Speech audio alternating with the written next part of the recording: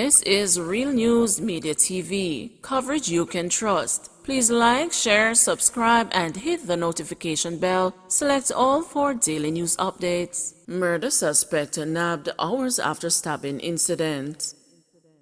Detectives in Ocheria, St. Anne have arrested the main suspect in a murder on Newlyn Street in the parish hours after the incident on Tuesday, October 12. Reports are that about 10 a.m., two men had a dispute and one allegedly inflicted stab wound to the other. The police were alerted and the injured man was taken to the hospital where he was pronounced dead. The deceased man was later identified as Darnell Baxter of a Harrisontown address in Ocheria. Shortly after the incident, detectives identified the suspect and he was arrested at his home. His identity is being withheld as detectives complete the formal process to lay charges against him. Wanted man shot dead in St. Andrew. A wanted man is among two men who were fatally shot in the Lincoln Road area of St. Andrew in two incidents yesterday. A third man was shot and injured and is being treated at hospital. In the first incident, it is reported that men traveling in a car drove onto Lincoln Avenue and shot two men. One died on the spot while the other was rushed to hospital. While at that scene, the police heard explosions nearby and responded. It is alleged they encountered a group of men who were attempting to avenge the earlier killing on Lincoln Avenue. A police source said the men fired at them instead and they fired back, fatally wounding a man they have identified as Giovanni Simmons, otherwise called Jeff. The cops reported that after the shooting, they retrieved two firearms, an M16 rifle and a 9mm pistol. They believe the firearms were being used by the gunmen who attempted the reprisal. One of the firearms was found on Alleyway and the other found on Lincoln Avenue. The police stated that Simmons was wanted for a recent murder that took place in the Lincoln Avenue area. FID and Mocha probing case of missing millions at Education Ministry as Williams calls in police. The Financial Investigation Division has been asked by Minister of Education Favour Williams to undertake a probe into the reported loss of more than $120 million of public funds that was reportedly paid over to the Joint Committee on Tertiary Education. A police probe into the matter is also underway.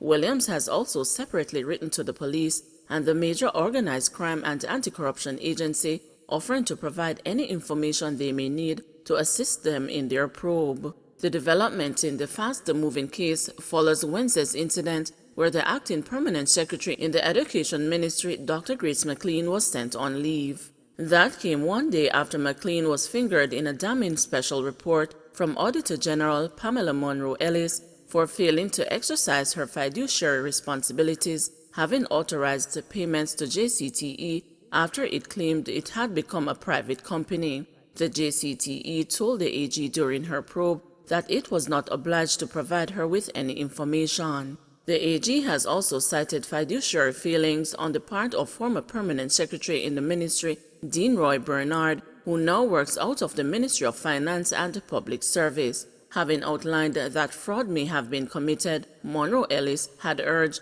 Williams to call in the police or some other investigative body. A statement by Favour Williams is as follows. The Minister of Education, Youth and Information, the Honorable Favour Williams, acknowledges the tabling of the Special Audit Report on the Joint Committee for the Tertiary Education prepared by the Auditor General's Department and tabled in Parliament on October 12, 2021.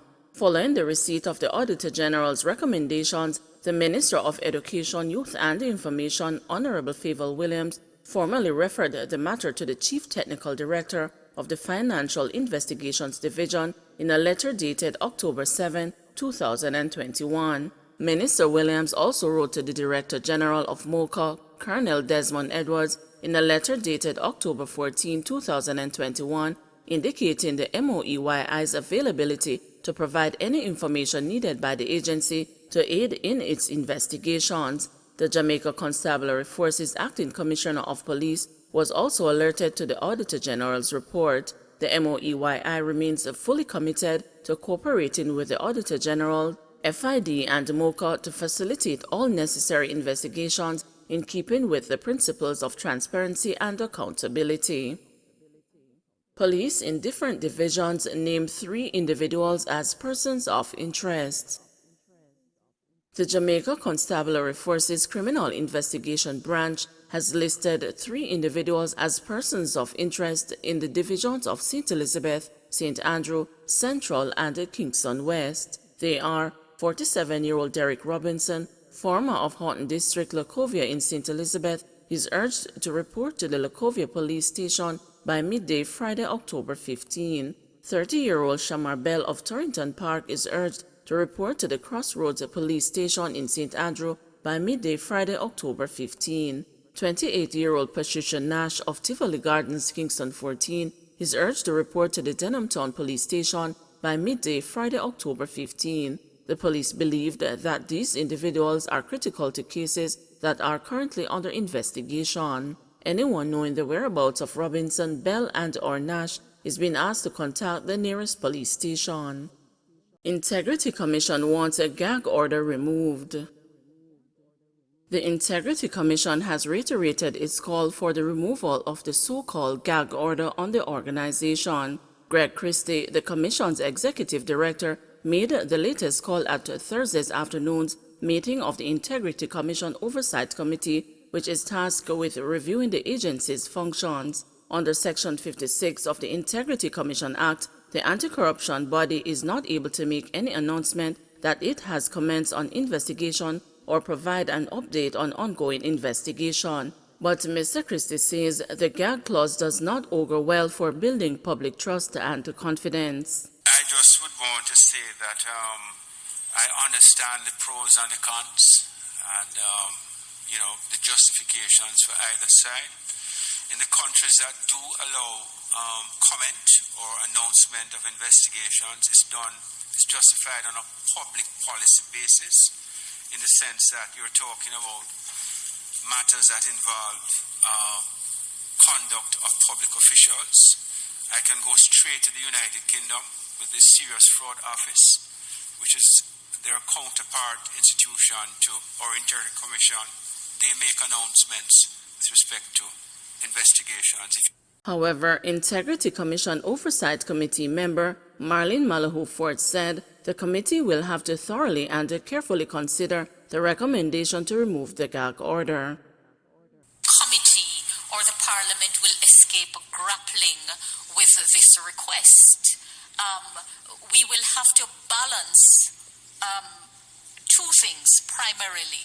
Is the perceived harm, which was debated rigorously, that the Parliament in its wisdom felt would be done in an irreparable way if comments, public statements were made at a particular juncture against what the Commission is saying they see as an imperative for this prohibition to be lifted.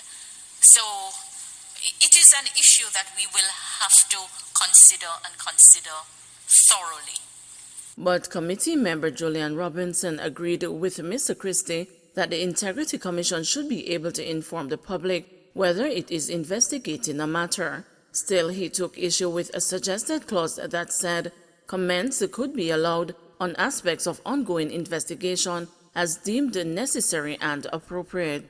We may have conservative persons who will act in a particular way. You may have other people who take the view that they should talk every week. I want that discretion removed. So the compromise for me would be you can comment on initiation, and the only other comment you could make publicly would be around the time frame for completion, but nothing on the content of the investigation, he suggested. Courthouse on compound of police station burglarized. As questions swirled as to how a courthouse building on the compound of the police station was broken into yesterday, head of the St. Elizabeth Police Superintendent Nada Sims suggested it could have been an inside job. The culprit who went in knew where the key was for a particular safe, and all of these things meaning it had to be somebody that had a particular access, Sims told the councillors at the St. Elizabeth Municipal Corporation. Proceedings at the courthouse, originally intended for Petty Sessions Court when it was first opened in 2007, but now used by the parish court, were postponed following the burglary. Sims, who spoke by remote access, which was sometimes interrupted and eventually terminated by connectivity issues, said police investigations are often challenged because of a number of incidents, including some of the bigger break-ins are inside jobs. She added that most of these things are not just random. There are people on the inside, so let's not jump to too many conclusions, because whomever went in there was familiar. Sims gave no indication of what was taken from the facility, which is mere meters immediately behind a much older two-story building, accommodating the police station on the ground floor and a courtroom with accessory space atop. However, she said police detectives were diligently conducting their investigations.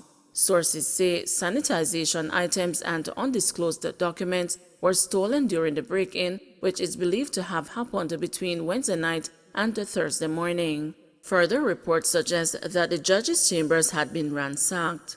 Sims' comments at the monthly meeting of the municipal corporation followed Councillor Jeremy Palmer, Jamaica Labour Party, Pedro Plains Division, questioning how such a thing could have happened on the compound of the Santa Cruz police station. The question in my mind as a citizen is, how is it that a courthouse less than a half a chain from the police station could have been broken into with impunity, Palmer said. After Sims' virtual participation in the meeting was terminated by the technological breakdown, a disgusted Palmer, who is a former mayor of Black River and the chairman of the municipality, told his colleagues that the incident reflected a failure of security. The fact that the police were investigating was not the issue, he argued. Whether it is JLP in power or PNP, there are so many things in Jamaica which continue to make me feel like an angry young man. There are certain things in Jamaica that I am not going to accept as normal. One of them is that you can walk into a police compound, break into the courthouse, you find what you want, walk back out and no police is there, he said. Jamaica lifts travel restrictions on India and Trinidad and Tobago. Minister of Foreign Affairs and Foreign Trade, Kamina Johnson-Smith, has announced the lifting of restrictions on people seeking to travel to Jamaica from the Republic of India and the Republic of Trinidad and Tobago, as part of the measures under the Disaster Risk Management Act to curtail the spread of the COVID-19 pandemic. The government of Jamaica has imposed the restrictions on persons seeking to travel from certain countries. As committed, we have, however, kept the protocols and restrictions under review, subject to the guidance of the Ministry of Health and Wellness. Accordingly, based on relevant data and risk factors, the restrictions on travel from the republics of India and Trinidad and Tobago have been lifted. Other countries remain under review at this time, Johnson-Smith said. Minister Johnson-Smith explained that formal notification had been sent to the relevant high commissions and that airlines have also been notified. I am pleased that persons in these countries awaiting the opportunity to visit or return to Jamaica for work, study and business will be able to make their plans. I take this opportunity to remind all travelers, Jamaicans and non-Jamaicans, that they must receive authorization to enter Jamaica and that they must follow the terms of the quarantine orders granted as a condition of their travel authorization. The application for Jamaicans is to be found at www.jamcovid19.moh.gov.jm/immigration.html and for non-Jamaicans at www.visitjamaica.com/travel authorization, she continued. Don't forget to like, share, subscribe, and hit the notification bell. Select all for daily news updates.